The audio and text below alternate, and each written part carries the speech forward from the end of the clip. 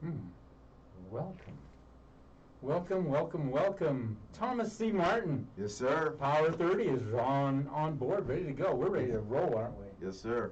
MHG Power 30. MHG's Power 30. That's where we're going to go with here. You know what? I got to bring this mic up here. I didn't do that. We were having such a engaging conversation. Let's see. Past performance cannot be used as an indicator to determine future results. Any strategies mentioned may not be suitable for everyone. Information expressed does not take into account your specific situation or objectives and is not intended as recommendations appropriate for you. Before acting on any information mentioned, please consult with the qualified tax or investment advisor to determine if it is suitable for your specific situation. This program is designed to provide accurate and authoritative information with regard to subject cover. Investment advisory services offered through Brookstone Capital Management, LLC, BCM, a registered investment advisor. BCM and Martin Heritage Group are independent of each other. Insurance products and services are not offered through BCM, but are offered and sold through individually licensed and appointed agents. Any comments regarding safe and secure investments and guaranteed income streams refer only to fixed insurance products. They do not refer in any way to securities or investment advisory products. Fixed insurance and annuity product guarantees are subject to claim paying ability of the insurance company and not offered by BCM. Index or fixed annuities are not designed for short-term investments and may be subject to cash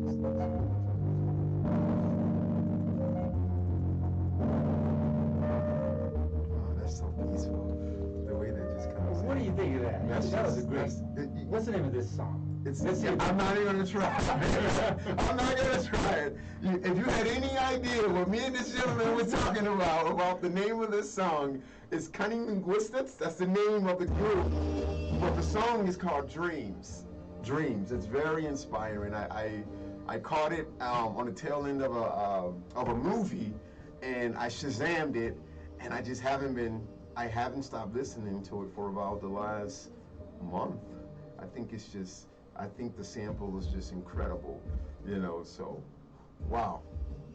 And what's interesting, though, is we were talking, and you said, is the mic live? I said, I think so. Oh, my gosh. Yeah, it's live. We were talking all kinds of mad stuff, but, Hey! that's what gives us, when they're talking good, bad, or indifferent about you, that's what gives your show. You know what? Everybody has their perception, so, But this guy has taught me something today that I'm going to YouTube, if it's on YouTube, or maybe even Google it to see if it's on Google. Definitely interesting. And on with the show. Let's get busy. No, we talked about all these different things, and you said it taught you something new.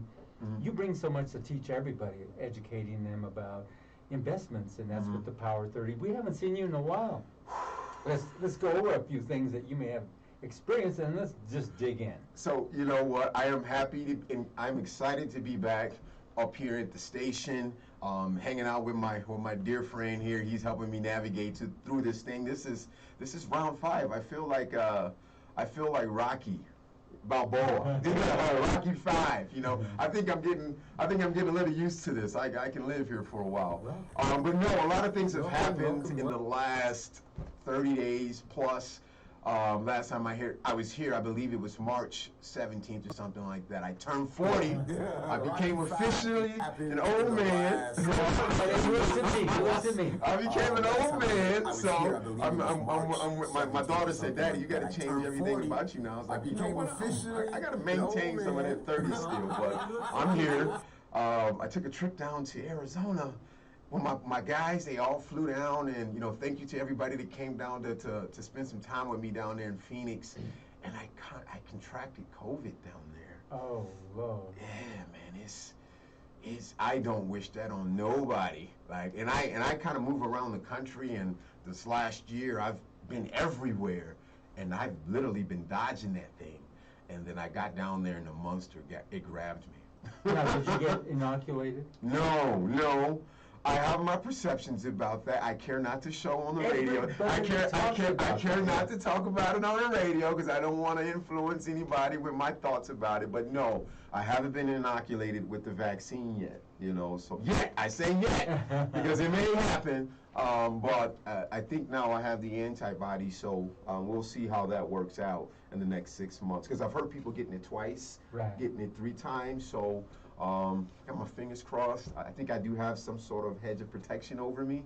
So we'll see what happens. You know, if it comes to where you can't fly or anything like that, then I have So to. be it. I have to do it then. So yeah, but yeah, that's the last thing that's happened to me in the last 30 days. Typically, I do the third Thursday, but we pushed it out to the final Thursday of this month. Cool with me, so that way you have time to do your recovery and stuff like that. Yeah, I have fully recovered, and you know, I promise you, like when I got back home after that trip, it took about a couple of days because it has an incubation period. Yeah.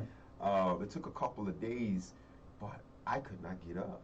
It levels you. It levels you. I'm 200. I'm 250 now. I done lost some weight. I'm 250 now, but you know, 260 pounds, 6'2". You know, I can lift some weights. I couldn't lift that thing.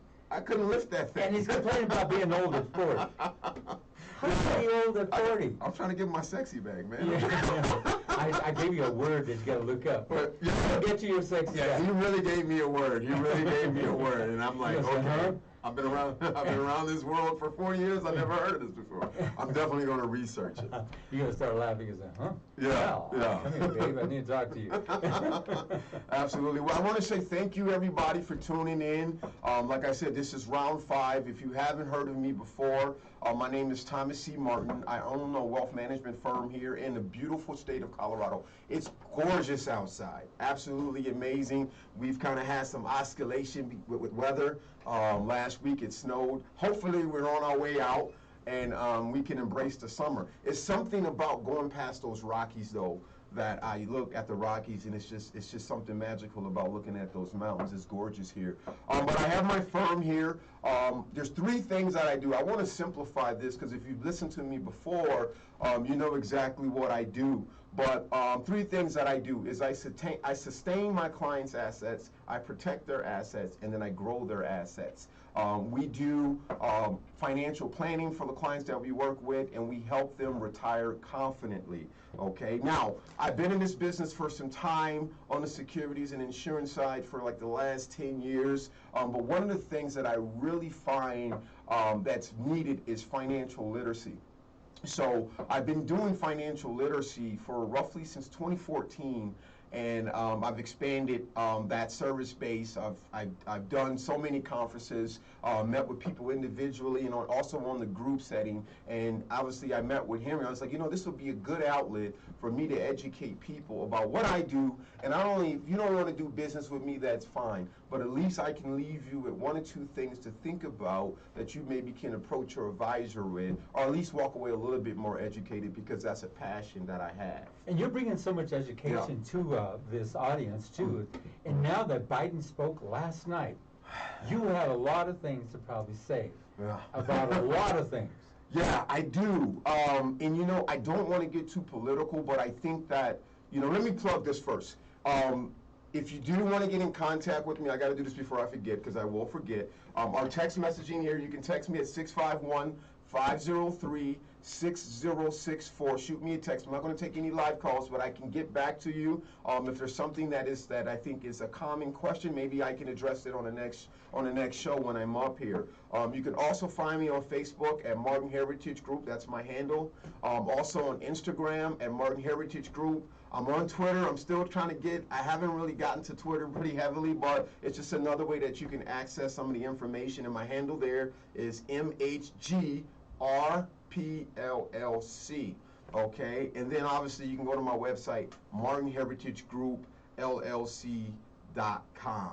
Okay, fantastic. Now, last month. It seems like that, though, huh? It does. Time just, Wow. this thing's, you know what's crazy about that? You know, I'm 40 now, so like, I realized that, damn, I haven't got that much time, man. I gotta go. Like I gotta go. Everything I gotta build it, and it's gotta be flourishing over the next decade. I don't know. It's something that is time is of the essence right now for me. I just had something switch or something when I was down in Arizona. I was like, I gotta really go because. But you act like 40 is the new 35 or 20 or, dude. Let's change, and you'll see what I can do at 40. You know what? Look at what I'm doing. Absolutely not. Come on. Absolutely not. I do not want to be where you're at. See? I don't want to be where he's at. But I will get there, hopefully. You know, I just didn't understand why you kicked my walker out from under me. Yeah. He was walking in here. Yes. You've got some great material today. I do. And I know you don't get political, but what's being said has a lot to do with investments, correct? Absolutely. Especially infrastructure. The infrastructure is a really big deal. Before I start, I want to say this. The term of the month, every time I come to the show, I want to give you at least one term that you can walk away with knowing. I think last month I talked about indices or maybe fiduciary, because I'm a fiduciary.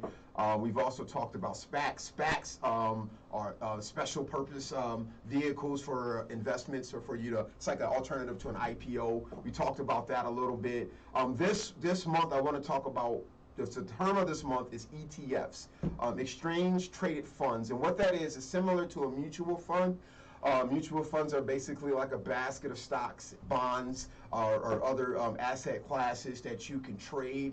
If you can't go out and buy that particular position, like Amazon, it's like $3,300 or something. A lot of people can't afford that for one position. And like you talked about bonds right now, that will have a lot to do with infrastructure too, for all these bonds that they'll write. Is that correct or not? You know, so that infrastructure deal it's a massive play.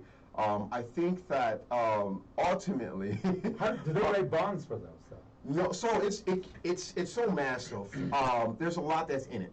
I haven't read that. I haven't read it. You know, not yet. It's not even out yet, right? I mean, he presented it, but what are the intricacies of that particular plan? Everything is going to be affected by it. I mean, if you're trying to build a highway, if you're trying to build a bridge, all the stuff that goes along with absolutely. it, right? Whether it be absolutely big equipment, asphalt, absolutely. everything, right? In cities or they may generate bonds because that infrastructure plan can give them money to go out and build, which ultimately creates jobs. But if they run short, if they have a shortfall of funding for that particular job, then the city or the county or the state can issue bonds. But you write up bonds too for other reasons. Yeah. That's what you're talking about, bonds.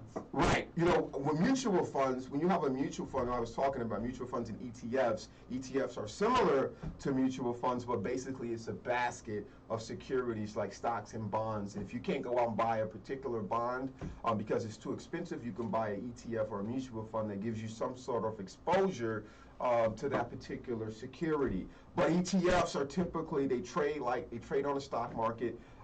So they have a little bit less cost, and then they also have more readiness, if you will, in regards to supply and demand when you go out and buy them. So something to think about. I typically do with the clients that I work with, because I am a fiduciary. I don't have any proprietary products that I sell. I do what's in the best interest of my clients, and I build ETF portfolios for the clients that I work with. But yeah, so I was looking at the statistics, for the economy.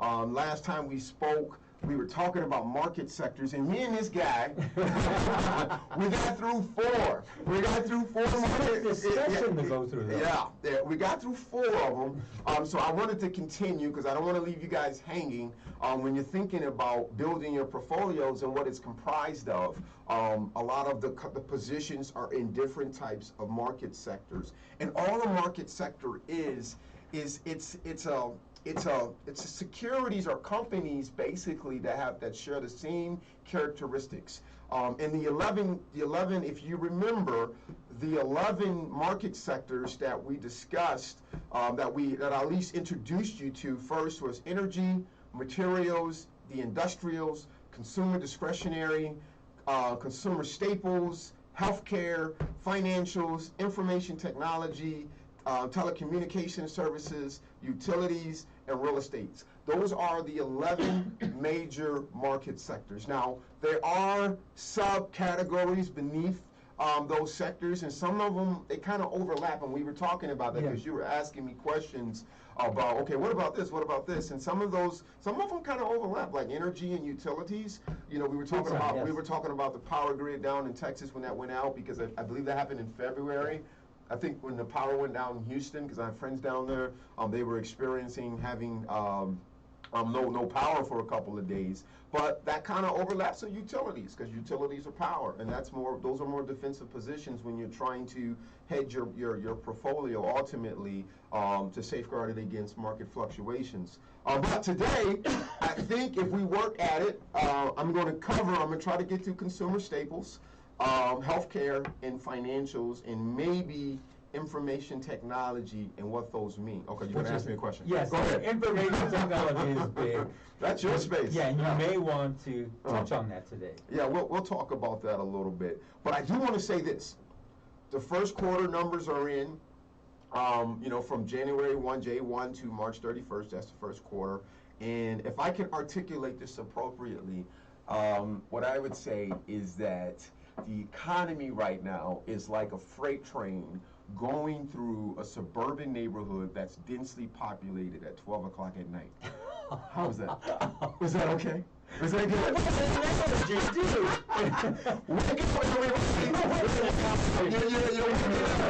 It's loud, it's robust. I mean, it's at 6.4%. I mean, this thing is thriving right now. So if you don't know, GDP, that's what it's at. It's at 6.4%. That's comprised of consumer spending, business investments, government spending with the infrastructure deal.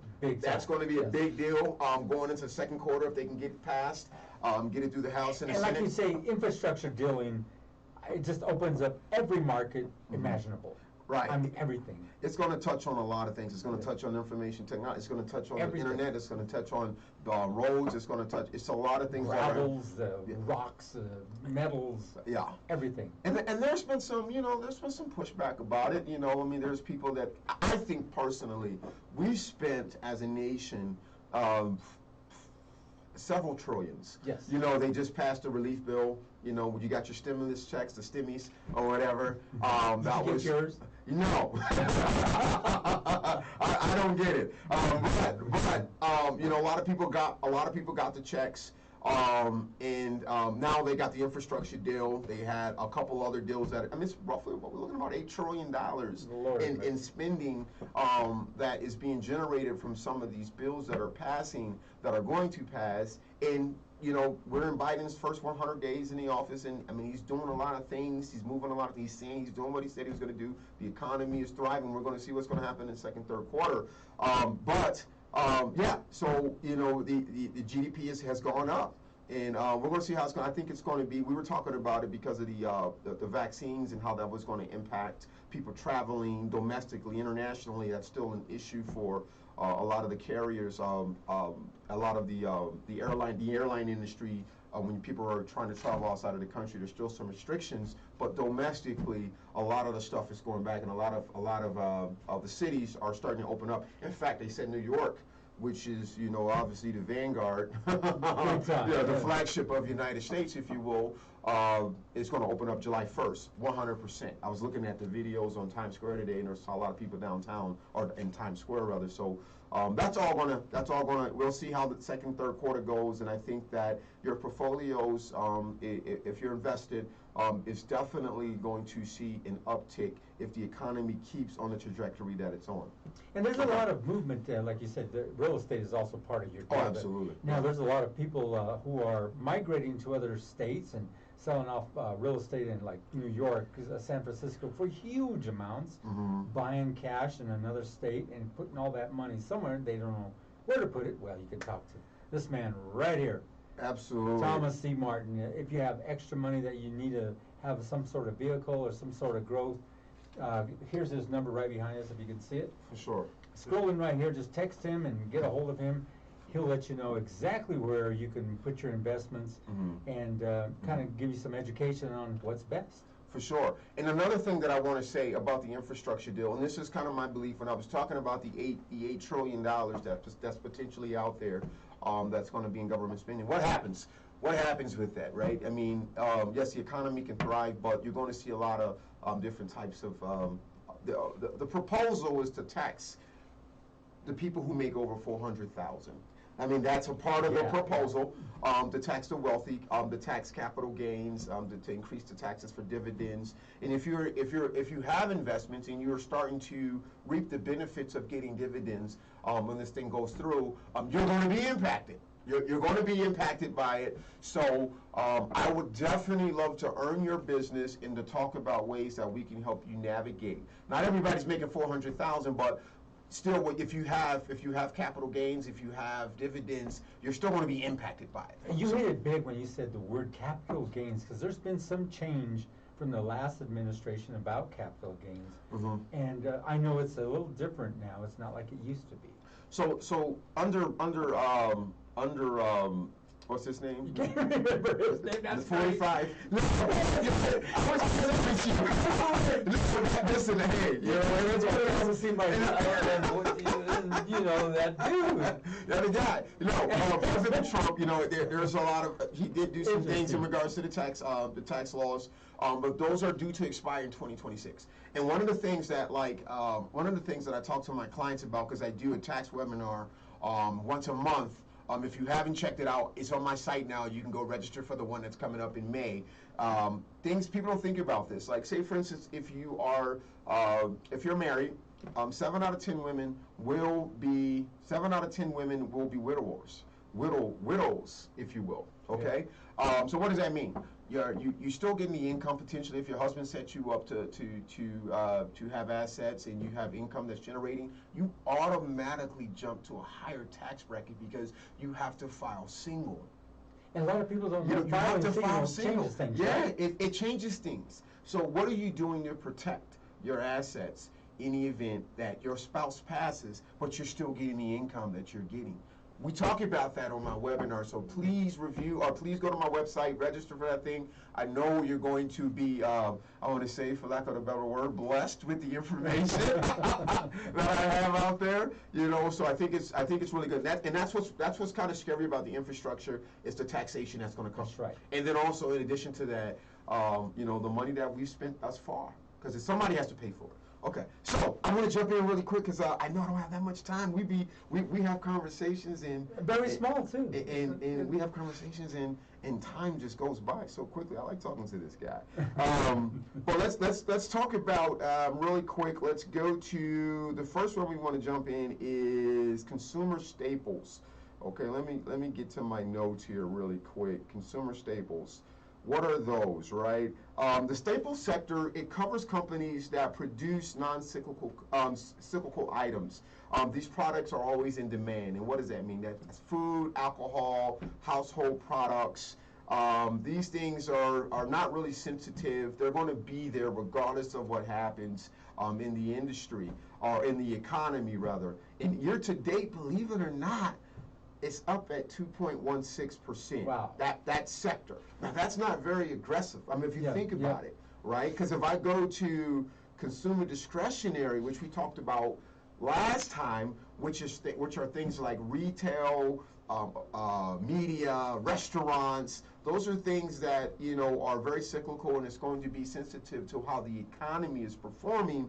Year to date, that deal is up to 9.79% as a sector. So what does that mean? That means that people are out spending money. Yes. They're out spending money. They're out, you know, the movie theaters haven't opened up yet, but people are going out. They're feeling more relaxed. You know, the vaccinated people are going out. They're starting to eat out more again. You know, so you're going to see companies that are in that sector grow. The restaurant industry right now is having a problem with hiring people. Because people don't want to work. They don't want to work. They don't want to work. And a couple of things about that is that wages are stagnant. You know, so they're going to have to see themselves increase the wages to attract, you know, talent back to those industries, because a lot of those are some of the hardest hit industries, you know, is those in the consumer discretionary. But staples are things that are going to always be around. That's up 2.16%. I think Henry has a question. You got a question? No, I'm good. I'm Okay. good. I better let you roll because I'm getting schooled here. It's called education. For sure, for sure. Another one is the healthcare sector. Okay. Now that's big. Yeah, that's a big deal, right?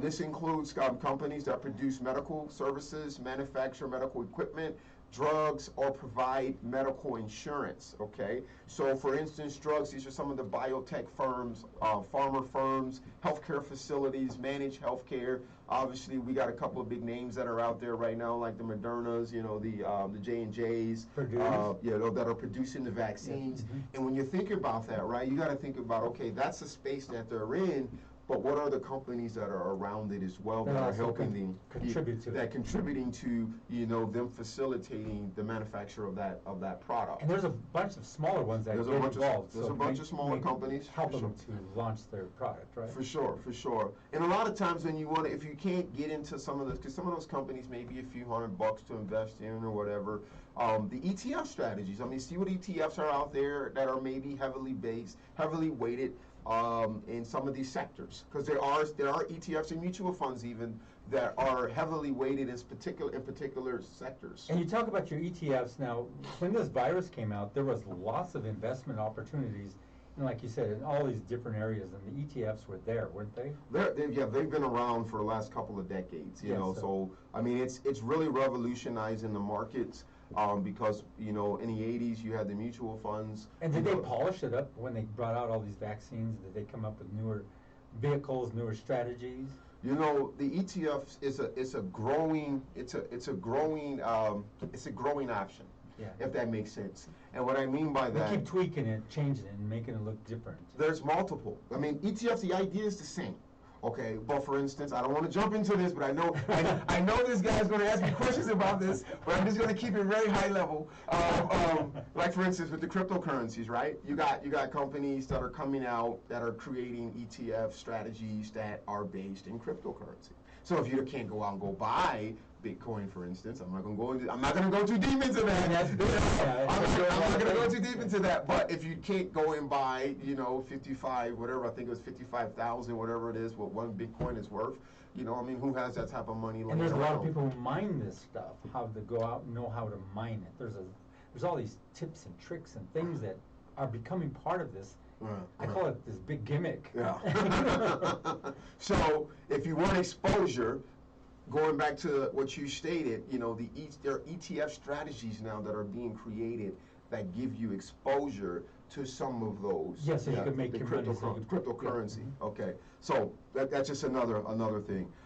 Financial sector. This is another sector. It's made up of obviously banks, institutions. They provide financial services to commercial and retail customers. So this is going to be your big banks, small banks, even if they're public, mortgage lenders, your insurance companies.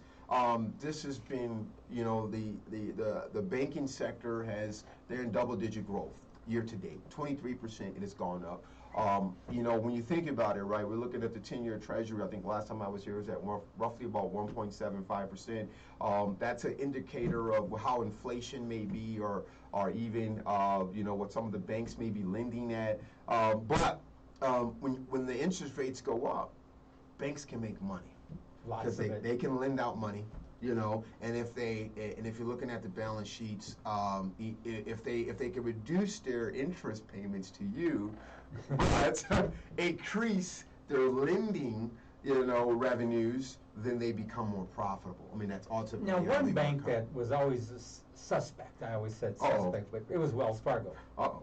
And you remember what they were doing? There was some stuff they were doing, and I know it drove their stocks down. They were having a problem for a while. They were doing some suspect things. So. And you heard about them. And so you talk about the financial industry. Certain banks, one bank will do something that's suspect, will create problems for the other banks. Absolutely. I mean, these are, you know, I mean, we live in a capitalistic society, right? Yeah. You know, and they're in the business of making money. They're large companies, I used to work for that bank. I used to work for Wells Fargo several years ago. When I worked there, it's a great institution. It was a great institution to work for. However, there were some things that are public that I can say that I like the way you did that are public. I won't go too deep into that. Oh no, but it's good that you. Yeah, it's part of your education of what Thomas brings to you. And it had to do with them opening accounts without permission, That's exactly of clients. Yes. And the reason, and you got to think about that, right? You had a lot of these reps, internal bankers or whatever you want to call them. They were the goals were aggressive. Extremely. They were Wells Fargo was an aggressive bank.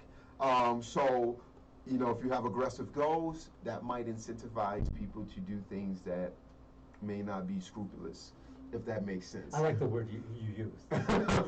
Unprincipled. Let me thumb it down. Yeah, I like that. Yeah, so. Coming to you from Thomas C. Martin, but we have to touch on this because he's touching on the banking sector, and some of these areas are going to have an effect on everybody. Is that correct? Yeah, absolutely. I mean, think about it, right? I mean, you got mortgage. I mean, right now. I mean, we're seeing double-digit growth in regards to the real estate space. And I mean, who has $500,000 to go throw on a house? I mean, there are some people that are cash rich. They want to go invest and go do it. So be it. But the average person, the average American, is going to have to go get a loan. They're going to have to go get a loan. And that's how banks make their money. And right now, I mean, even in the real estate space, which is another sector, that's up 15.85% year to date, which includes homes, office buildings, power plants. You're going to start seeing. I think I've been definitely studying and seeing what's going on with that sector because people are working from home. And it's causing a lot of issues on the office buildings. Yes. So they are hedging. A lot of these major companies are saying, okay, we're reducing our in-house employees, if you will, and sending them home. Some of these companies are going to reduce it by 40%. So what does that mean? That means that the spaces that they're in, they may not need it anymore, or they may come to some sort of hybrid of getting people to work in the office on rotating schedules. Maybe half a month you go in, or maybe not. But they may not need all that space anymore. So that's going to impact potentially real estate on the commercial side of buildings. But what some of these people are projecting, some of these CEOs of some of these large firms that are employing tens of thousands of people, they are optimistic that the economy is going to grow to a point to where they're going to hire more people. That's right. And these buildings eventually really pack out after a while when the economy comes back too. Or they may become innovative. I mean, they may use those buildings to do other things other than staff people. So grow houses. Yeah, what's that? Grow houses. Grow houses. Oh my God. maybe in Colorado. Well, you know what? I don't know though, because when the legalization is becoming kind of viral. Yes, so everywhere. These states are going to start falling, and they realize the amount of revenue that we create, and why not, right? I peeked at some of your material there, and I did see something about George Floyd. Yes. Please touch on that. You want to go there? You have to, yes. You want to go there? We'll go over time. You've got to go there. Okay. Because I know you wanted to present this. Yeah, I did. The thing about that is that, several weeks ago when the verdict came out, I mean, we were at a fever pitch in this nation, and we still are, but that verdict was so heavy, because I think that if it would have went the other way, regardless of what I believe or whatever, I just think that it would have been a lot of damage in the nation. Not to say that it's not damage happening internally to us in the relationships, but there would have been a lot of physical damage. So in the last month, from the last time we spoke, that's something that was pretty massive. And it wasn't just on the national, it was on the international. Mm-hmm. It was international, so everybody was watching America at that moment. And what's interesting about this, I mean, you can tell by my age, Mm-hmm. I've lived in the 60s, the 70s, the 80s, the 90s, 2000s, and all the way up to now. I've seen the same kind of stuff Mm-hmm. precipitate Mm-hmm.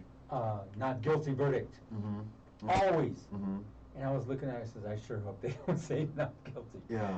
I was just hoping because For sure. that for would sure. have really, like you For said, sure. caused issues around the world.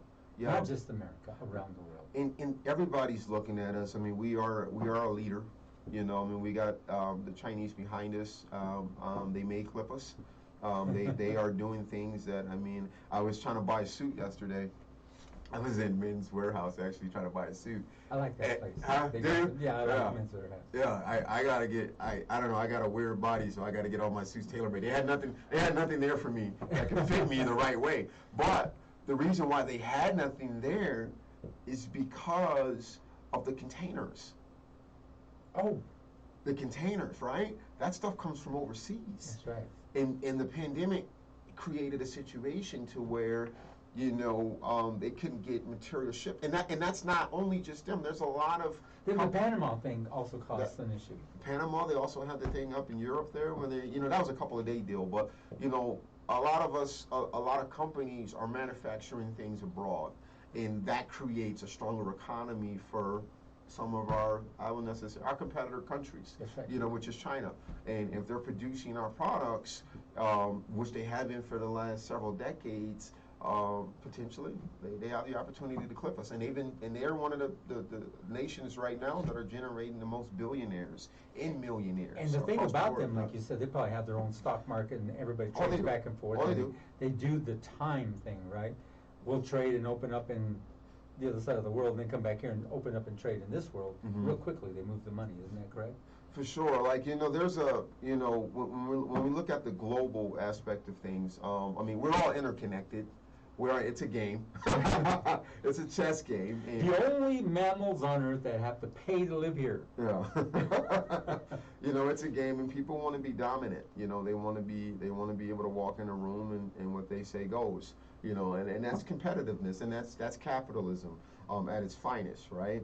Being able to do that. So, but you know, China's one nation that may clip us in the next 5 years. I mean, they're on track to if we don't get it together, and hopefully some of this infrastructure stuff, maybe even some of the potential taxation can bring some of those jobs back, and we can see even double-digit growth in our GDP to become even more competitive than what we are right now. And Thomas C. Martin can educate you on all this stuff. Give him a text over on this number behind us and your website. Absolutely, MartinHeritageGroupLLC.com.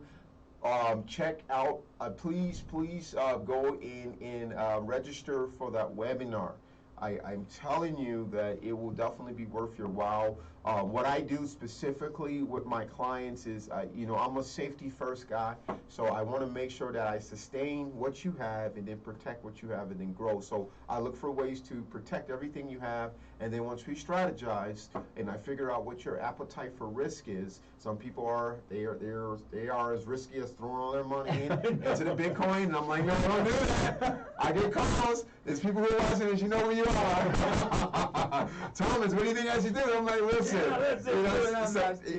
You gotta have a market. You gotta have a market. You gotta have somebody has to be able to take that money.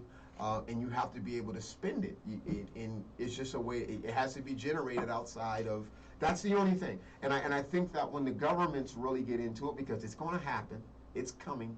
It's coming. We're going back to this Bitcoin thing. It's coming. It's coming down the line that there's going to be governments that are going to jump in and they're going to create their own digital currency, and then that's going to be The change of that. that's going to be the game changer. That's right. You know, for everything. And I've been watching the Bitcoin for a long time. I know they kind of took out one of the guys who actually created, but there was more behind him keeping it going. So, Mhm. and it's really Oh my gosh. technical as well as non-technical. It's both. You got to really know your stuff, and they're recreating all these new methods and gimmicks. I call them gimmicks and things that they're doing with it. And now they got Bitcoin miners, and people know how to run out there and look for it. That's industry. Mhm. That's industry. When you think about the space race, there were so many industries and patents created behind people trying to get to space. Right. And that's one of my passions. Yeah. I'm a science guy, so I read about that stuff. It's But interesting. I am too. are you really? And I So told you about I'm learning about this guy more and more every time. I Virgin come up with- Galactica, right? What's I that? told you about Virgin Galactica. No, you didn't. I'll show you when we're done here. Okay. He's going to show me. Hey, you know what? I went 40 minutes, man. That's right. Yeah, am I You're okay? welcome to. Yeah. You know. So you can go ahead and kind of close her Yeah, down yeah, a little bit, but you got quite a bit in there. I wanted you to at least talk a little bit about, so you have a lot of cool things that need to be shared. For sure, for sure. I want to plug. I had a conversation with a gentleman. When I close these shows out, I typically do an inspirational quote, and I want to say this. I want to say this is a quote from a gentleman named Mike Myatt, and I got this book. His name is Bob Tide. He's down in Dallas. Great guy. He's a coyote. I went to the University of South Dakota. So we reached out to each other, and we had a conference call this week, and he's all about asking the right questions. Great coach. But he said, he tells me, I got this book of quotes. It's called The Little Book of Big Quotes. So Bob, I'm shooting you out. I'm shouting you out right now. Okay. But anyway, he says, in this book, it says, the best leaders don't engage in monologues.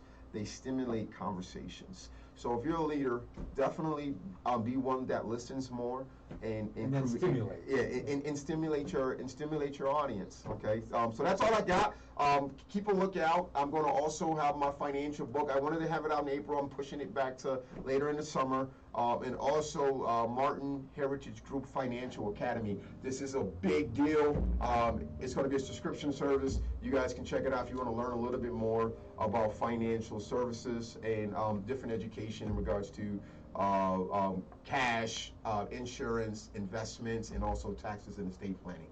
That's all I got, man. I think I'm good. That was pretty good. Is that, I mean, we packed it in. We'll stay live, but we're going to go off the air. Phenomenal. That was awesome. It goes so fast. I don't know if I'm a motor mouth or what, man. I don't know. I'm trying to figure this out. Thomas, I like to talk after the show, even though we're live. For sure. You can see how we interact with Thomas, and I like talking to Thomas because he brings so much. Just listening to him, even I'm an older, individual, but I still learn off the man. And you can too. Just get up with him and learn about investments. He'll give you some education and all the different who took where to who, or whatever you want to call it. For sure. With Thomas C. Martin. This is great. This is great. Yeah. And I didn't plug the next show. You can go ahead and plug it. We're still live. It's going to be May 25th. That's the third Thursday. That's right before Memorial weekend, I believe. But yeah, and we're going to talk. I'm going to finish up on the market sectors, and maybe if I got time, go into annuities.